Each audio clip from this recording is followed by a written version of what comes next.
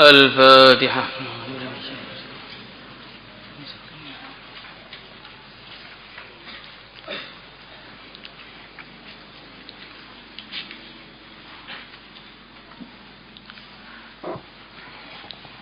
Seribu 163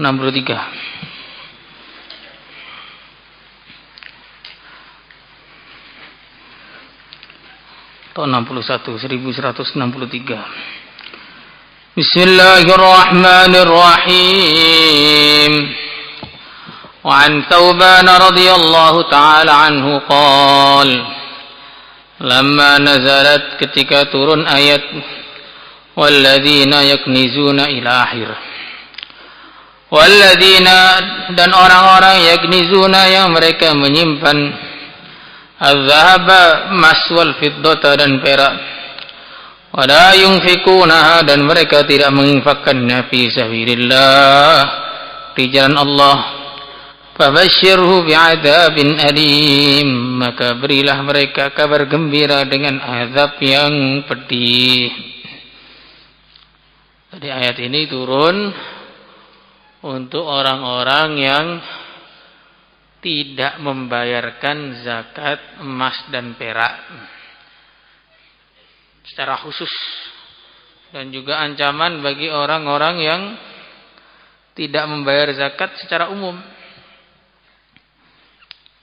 Di harta-harta yang tidak dizakati nanti dirubah oleh Allah Subhanahu wa taala menjadi setrika-setrika yang akan menyetrika yang punya di neraka. Bayar zakat ini kewajiban kalau sudah memenuhi syarat.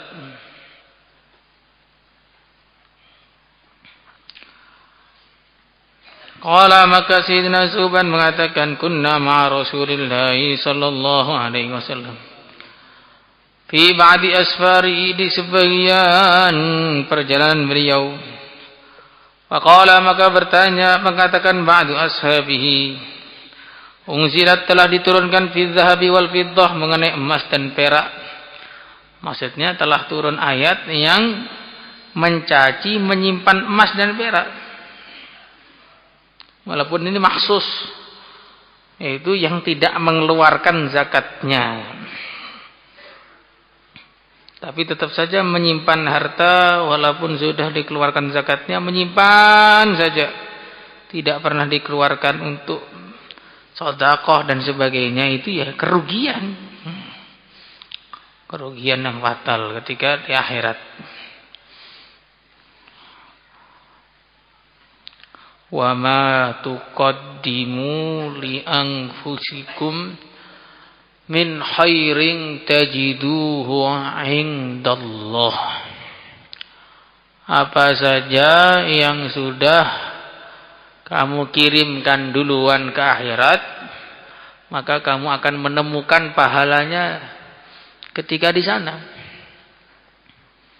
Kalau orang-orang dulu yang paham tentang ayat ini, mereka itu untuk akhirat tuh yang terbaik dari segala yang mereka punya.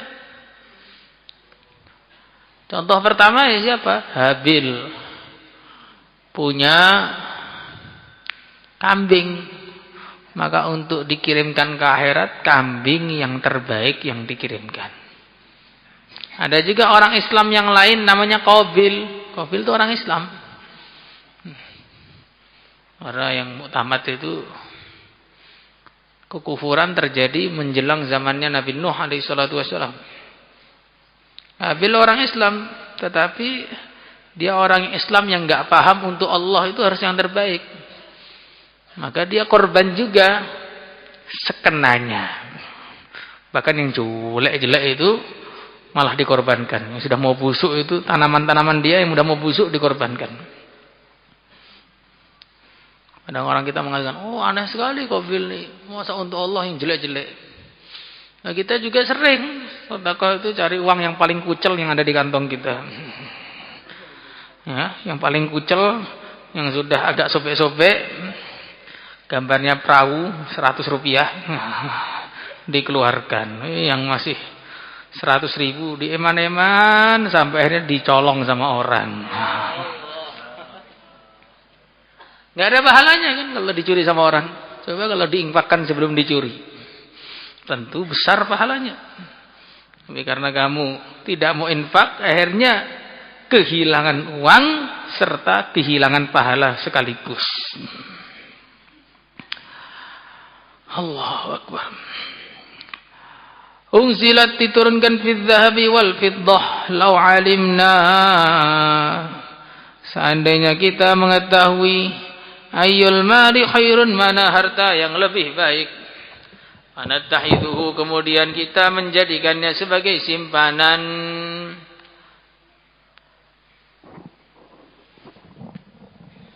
Anatahiduhu, maka kemudian kita menjadikannya sebagai simpanan.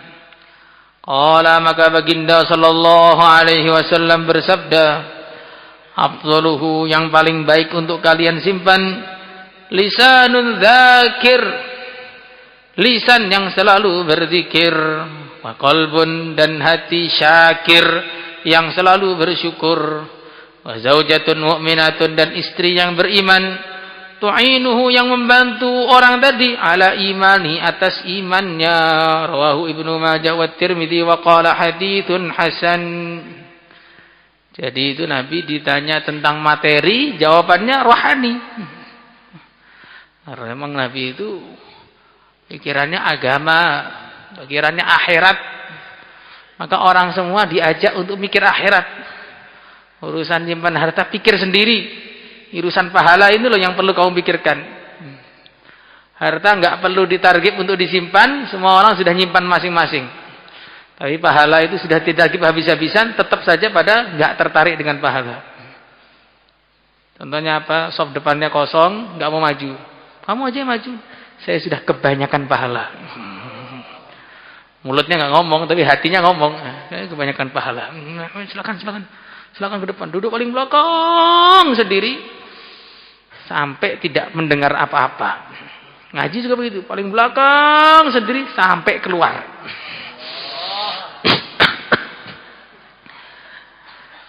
Jadi ya, karena memang pikirannya bukan pikiran agama, bukan pikiran akhirat. Nabi itu mengajak umat itu untuk mikir akhirat, persiapan akhirat. Afdaluhu lisanun dzakir. Paling utamanya adalah lisan yang selalu berzikir. Orang itu kalau berzikir itu tenang, mendapatkan kenikmatan yang tidak bisa dirasakan kecuali oleh orang yang berzikir itu sendiri. Nah, nikmat rasa ini termasuk nikmat yang nggak bisa diceritakan.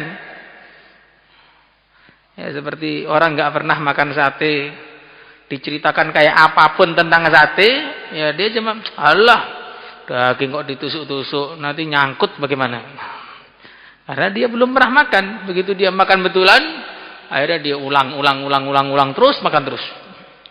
Begitu juga orang yang nggak pernah zikir, dikatakan zikir nikmat tuh dia bingung. Zikir kok nikmat? Zikir tuh kram yang ada. Nah, kakinya kram karena ngantuk, pas berdiri jatuh. Itu yang saya rasakan waktu zikir. Zikir itu yang ada tasbihnya hilang. Zikir itu yang ada kelamaan, enggak ada zikir nikmat, enggak ada. Memang belum pernah berzikir. Baru lisannya saja.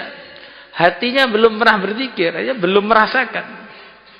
Walaupun berzikir dengan lisan saja itu sudah jauh lebih utama daripada lisan yang menggunjing orang Islam. Lisanun dzakir. Lisan yang selalu berzikir. Wa qalbun syakir, hati yang selalu bersyukur.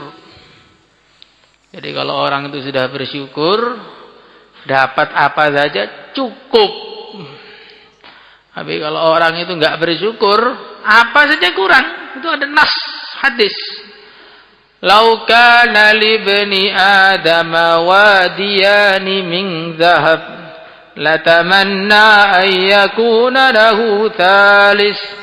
وَلَنْ يَمْلَأَ جَوْفَ ابْنِ آدَمَ إِلَّا التُّرَابُ وَيَتُوبُ اللَّهُ عَلَى مَنْ تَابَ أَوْ كَمَا جَاءَ فِي الْحَدِيثِ. Seandainya anak Adam itu punya 2 lembah dari emas, maka pengen punya lembah yang ketiga. Punya 3, pengen 4 pengen 5, seterusnya. Dan tidak akan berhenti sampai mulutnya disumpel dengan tanah kuburan. Ada saja. Dikasih makan sayur, enggak syukur. Makan kok sayur, terus dikira kambing apa gimana saya ini. Akhirnya dikasih ayam. Ini ayam terus, alergi saya ayam, daging gitu loh. Dikasih daging. Sudah ada daging, sudah ada ayam, sudah ada sayur. Sini sebenarnya sudah lengkap sebenarnya. Cuman kok kepanasan. Terlalu panas menghidangkannya. Besok dihidangkan agak lama sedikit. Ini kurang anget. Besok sudah pas, semua sudah ada. Kalau nggak syukur, makan kok banyak, dikira saya ini ahli makan apa gimana? Makan dikit salah, makan banyak salah ketika nggak bersyukur. Tapi kalau orang bersyukur, sedikit syukur, banyak syukur, nggak ada pun tetap bersyukur. Maka qalbun syakir. Dan ini harus diminta kepada Allah. Allahumma a'inni ala zikrika. Ya Allah, aku minta bisa berzikir kepada Engkau. Wa syukrika. Bisa bersyukur kepada Engkau. Karena kalau tidak diberi ilham bersyukur itu memang nggak bisa bersyukur. Kurang terus. Bukan hanya kurang, yang ada itu tidak pernah dia anggap sebagai nikmat. Yang ada tidak pernah dianggap sebagai nikmat. Bahkan mengkufuri nikmat yang ada. Akhirnya apa hasilnya? Hilanglah nikmat yang ada. Asyukru saydul mafqud wa qaidul mawjud, katanya. Syukur itu adalah alat untuk memburu perkara yang belum ada dan alat untuk menali nikmat yang sudah ada. Kalau kita syukur, nikmat yang ada bertahan, nikmat yang belum ada segera datang. Kalau kita tidak syukur, nikmat yang ada hilang, nikmat yang belum ada hanya tinggal kenangan. Hanya tinggal impian, nggak pernah akan wujud. Dan itu berlaku untuk apa saja. Alaihissallahu bi'alama bisyakirin. Allah Maha tahu dengan siapa yang bersyukur. Maka janji Allah, la in syakartum la azidannakum, tidak mungkin diingkari. Kok kita syukur, yang mesti ditambah. Kita syukur dengan ilmu, pasti akan ditambahi ilmu. Kita syukur dengan hafalan Quran kita, akan ditambahi hafalan Quran kita. Kita nggak syukur, akan tinggal di bawah pohon. Nah, sudah. Jadi syukur itu semuanya, dalam semua hal.